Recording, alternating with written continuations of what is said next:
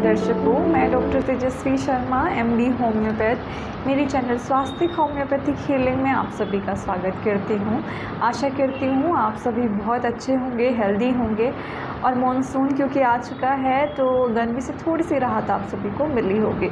तो आज मैं आपके लिए लेकर आई हूँ topic how to achieve normal natural pregnancy with homeopathic treatment rather than IVF और IUF और हार्मोनल थेरेपी। तो आइए शुरू करते हैं। इस वीडियो में मैं डिस्कस करूंगी कि किस तरह से आप एक नेचुरल नॉर्मल प्रेगनेंसी अचीव कर सकती हैं बिना हार्मोनल थेरेपी के या फिर किसी भी टेस्ट ट्यूब बेबी के ट्रीटमेंट के। आप नेचुरली आपकी बॉडी कंसीव करने में हेल्पफुल रहेगी। होम्योपैथी आपको नेचुरल प्रेगनेंसी अचीव करने में हेल्प कर सकती है और किस किस स्टेप पे आपको होम्योपैथी हेल्प करेगी मैं इस वीडियो में डिस्कस करूँगी। तो सबसे पहले मैं आपको बताना चाहूँगी कि जब भी वुमन जो रहती हैं कंसीव करने में अनेबल रहती हैं तो उनको सिर्फ 3 ट्रीटमेंट के बारे में बताया जाता है। जैसे कि सबसे पहला ट्रीटमेंट है हार्मोनल थेरेपी या फिर IUF जिसका मतलब है इंट्रा यूट्राइन इंसेमिनेशन या फिर IVF इन विट्रो फर्टिलाइजेशन। तो इन तीनों ट्रीटमेंट के बारे में आपको सजेस्ट किया जाता है करवाने के लिए। तो हार्मोनल थेरेपी में क्या होता है, इसमें हैवी डोज हार्मोन की जो है पिल्स आपको दी जाती है।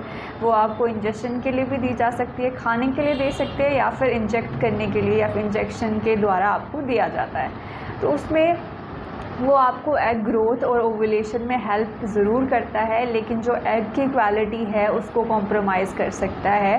और हैवी डोज जो हार्मोन्स की होती है वो फर्दर आपको बहुत सारे साइड इफ़ेक्ट कर सकती है, जिसके बारे में मैं आगे डिस्कस करूँगी। इससे पहले मैं आगे डिस्कस करूँ, अगर आपने मेरी इनफर्टिलिटी की वीडियो अभी तक नहीं देखी है, वीडियो का लिंक डिस्क्रिप्शन में दे देती हूँ, जिसमें मैंने डिस्कस किया है इनफर्टिलिटी इन मेल और फीमेल, महिलाओं में बांझपन और पुरुषों में बांझपन के क्या क्या कारण रहते हैं, किस तरह से वो इनफर्टाइल हो सकते हैं, होम्योपैथी से कैसे ट्रीटमेंट संभव है, तो उसके बारे में मैंने डिस्कस किया है, तो आप जाकर देखें। तो आगे बढ़ते हैं, जिसमें मैं बताती हूँ आपको UF यानी इंट्रा यूट्राइन इंसेमिनेशन, जिसमें आपको हार्मोनल थेरेपी के साथ साथ एक्सटर्नली स्पर्म को आपकी यूट्रस में रिलीज़ किया जाता है। और क्योंकि जिस तरह से जो हमारा स्पर्म है वो अगर एग तक पहुंच ही नहीं पा रहा है, तो इस कंडीशन में ये करा जाता है, ये आर्टिफिशियल ट्रीटमेंट रहता है। IVF इन विट्रो फर्टिलाइजेशन, जिसमें हार्मोनल थेरेपी हार्मोन पिल्स के साथ साथ विट्रो फर्टिलाइजेशन में जहाँ पर हमारी जो ओवरी है उससे 5-6 एग रिलीज़ होते हैं, तो IVF के थ्रू इसमें हार्मोन्स की इतनी हाई डोज पिल दी जाती है जिससे थाउजेंड्स ऑफ एग रिलीज़ होते हैं, जिसमें जो भी एग अच्छा साइज़ अचीव कर लेता है उसको आपकी बॉडी से बाहर निकाल कर जो एग है हमारा उसको स्पर्म के साथ फ्यूज़ किया जाता है और एम्ब्रियो बनाया जाता है। फिर उस एम्ब्रियो को हमारे यूट्रस में इम्प्लांट किया जाता है या इंसर्ट किया जाता है। उसके बाद ये प्रोसेस आगे फॉलो होता है। ये पूरा प्रोसेस है IVF का। सारे प्रोसेस के बाद भी 80% जो फीमेल है वो कंसीव नहीं कर पा रही है। तो इसका क्या कारण रह सकता है? तो इसका कारण है इम्प्लांटेशन फेलियर, कि ये सारा प्रोसेस तो हार्मोन की थेरेपी के द्वारा हमने मैनेज कर लिया, लेकिन इम्प्लांटेशन पे हमने काम नहीं किया। जो हमारा एंडोमेट्रियम है उस पर हमने काम नहीं किया जिसमें उसको इम्प्लांट होना है। तो इम्प्लांटेशन फेलियर इसमें 90% रोल प्ले करता है, जब वो जो हमारे विमेन है वो कंसीव नहीं कर पाती।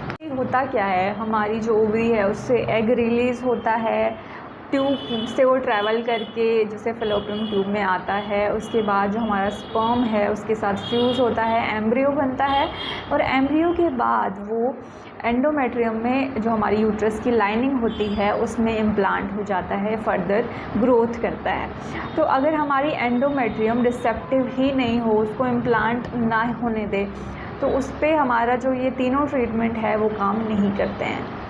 क्योंकि आपको हार्मोनल थेरेपी के साइड इफ़ेक्ट कोई भी नहीं बताता है। जो सोशल प्रेशर और फैमिली प्रेशर है, इसमें फ़ीमेल किसी भी तरह का हाई डोज हार्मोनल थेरेपी ही क्यों ना हो लेने के लिए तैयार हो जाती है और साइड इफ़ेक्ट को इग्नोर कर देती है। तो इसमें जो हमारा एंडोमेट्रियम थिकनेस है, उस पे ये तीनों ट्रीटमेंट काम नहीं करते हैं।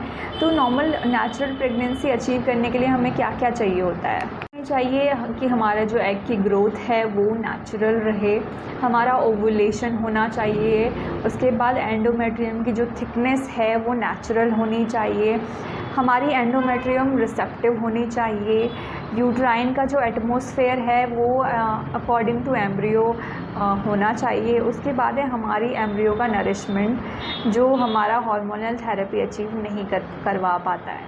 साइड इफ़ेक्ट रहते हैं हार्मोनल थेरेपी के। हार्मोनल थेरेपी में जैसे IVF और IUI में हमें दिया जा रहा है, उसमें हमारे थाउजेंड्स ऑफ एग रिलीज़ हो रहे हैं, तो जिसमें से वो कुछ ही एग को पिक करते हैं और जो बाकी एग जो बचते हैं वो डिस्ट्रॉय हो जाते हैं, जिससे हमारा मेनोपॉज बहुत ही जल्दी आ जाता है, अर्ली हो जाता है। और मेनोपॉज होने के बाद हेल्थ पे साइड इफ़ेक्ट्स होना बहुत ही ज़्यादा देखे जाते हैं।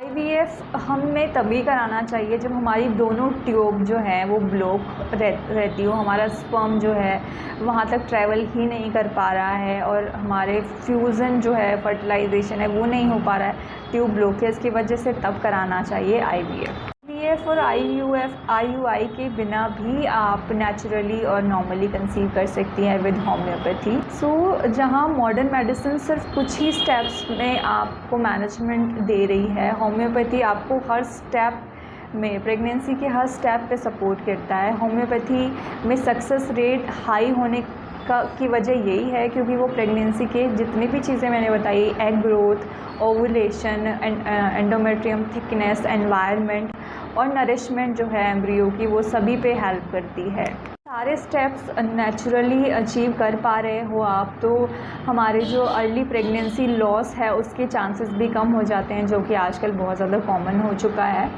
तो अर्ली प्रेगनेंसी लॉस ही नहीं होगा, लाइक फर्स्ट ट्राइमेस्टर में आपकी प्रेगनेंसी ग्रोथ अच्छी हो गई है, उसके बाद इजी हो जाता है एम्ब्रियो की नरिशमेंट और आगे ग्रोथ होना।